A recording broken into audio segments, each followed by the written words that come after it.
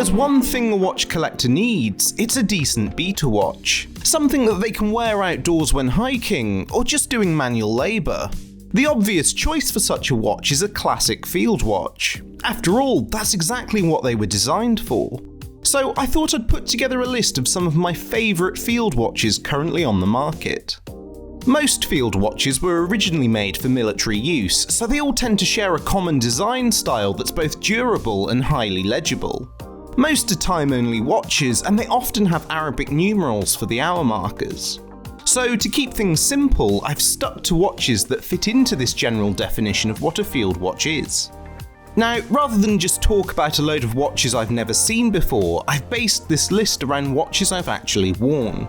This means that the 5 watches I've chosen for this list are ones I genuinely think are good field watches to own, rather than generic clickbait choices, and not one of the brands I talk about have paid to be featured in this video. The other thing I want to say is that this list is obviously far from exhaustive.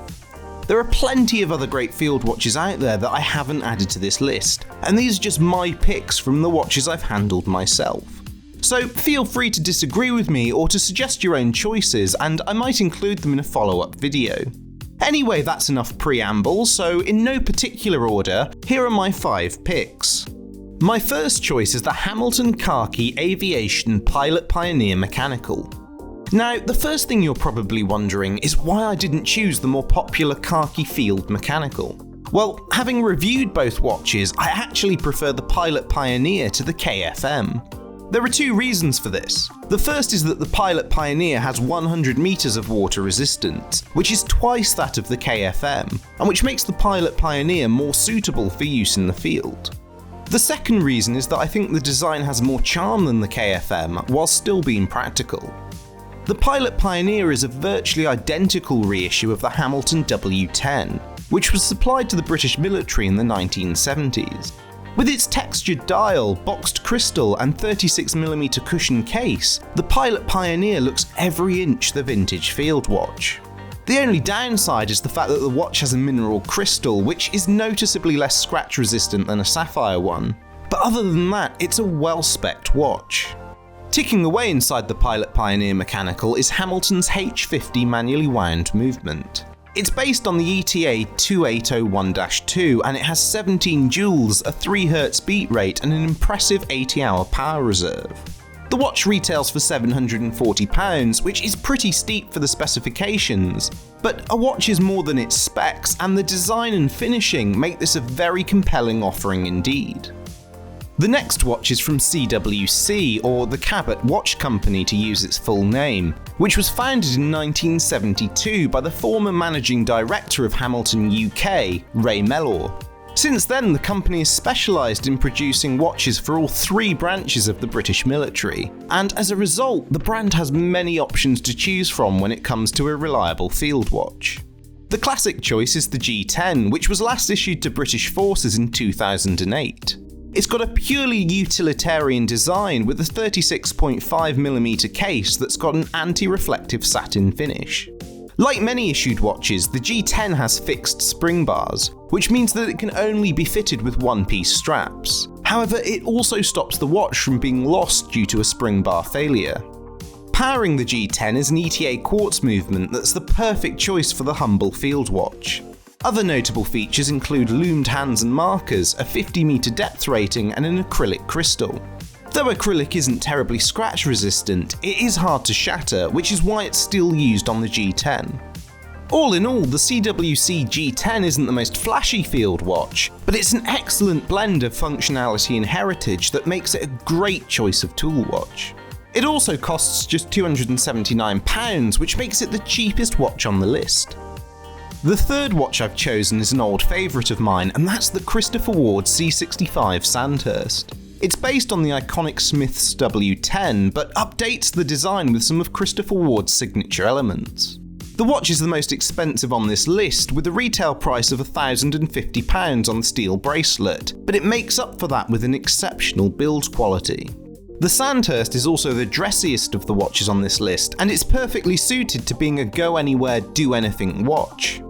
Whilst it may look refined, the Sandhurst is equally suited to the rugged outdoors, with a sapphire crystal, 150 meter depth rating and bright superluminova. It also has a chronometer-grade Sellita SW200 movement, so it's guaranteed to be the most accurate of the mechanical watches on this list. To cap it all off, the Sandhurst is officially approved by the Ministry of Defence, and bears the heraldic badge of the British Army on its caseback. And though it might not have the heritage of some of my other picks, the Sandhurst makes up for that with its finishing and value for money. Following on from the Sandhurst, the next watch on the list is another that's based on the Smiths W10. It's the Smiths PRS-29A from Timefactors, and it's a near exact reissue of the original W10. It's slightly bigger than the original, with a 36mm steel case that's only 11.1mm thick, and has drilled lugs rather than fixed spring bars.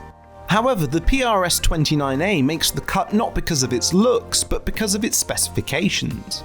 The watch is water resistant to 100 meters, can resist magnetic fields of up to 20,000 amperes per meter, and has a boxed sapphire crystal that has a healthy application of anti-reflective coating on its underside. The lume is also ridiculously bright, and it's amongst the best I've seen at this price point. The last thing to talk about is the movement, which is a Sellita SW210. This hand-wound caliber has 19 joules, a 42-hour power reserve, and a 4 Hz beat rate.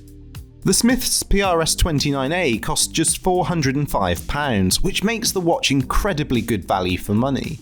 The only fly in the ointment is the ordering system, as the store only opens on Sunday afternoons every couple of weeks, and demand is usually so high that the store closes within a few minutes.